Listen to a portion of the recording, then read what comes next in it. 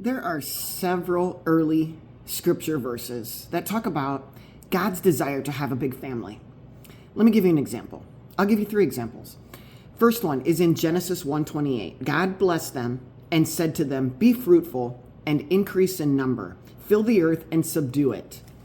In Genesis 9:7, "As for you, be fruitful and increase in number. Multiply on the earth and increase upon it." And again, in Psalm 127, verse 3, it says, "Sons are a heritage from the Lord, children a reward for him." So you can see that there are examples in Scripture, early Scripture even, where God is planning a big family. And he asks us to be fruitful and multiply. And so it got me thinking, what could prevent us, besides our willingness not to be fruitful and multiply, but what could prevent people from not being fertile? And the 2 most common examples, one in females, one in male.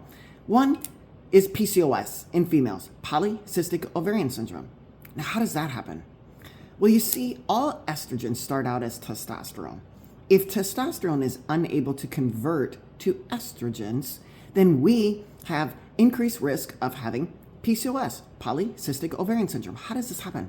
Well, when insulin is elevated, so hyperinsulinemia, insulin resistance, causes the ovary to not have the ability to convert testosterone to estrogen via aromatase enzyme. Insulin blocks aromatase enzyme.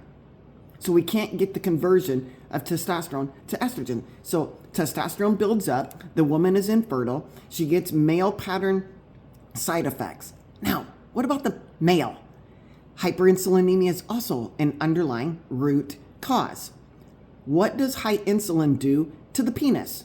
Well, it causes endothelial dysfunction. The endothelial cells cannot produce nitric oxide in the presence of high insulin. So nitric oxide vasodilates. It also destroys the nerves to the penis.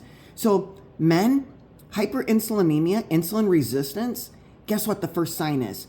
ED. It's starting younger and younger and younger. I used to just see it in my 50, 60-year-olds. Now I'm seeing in 20 and 30-year-olds.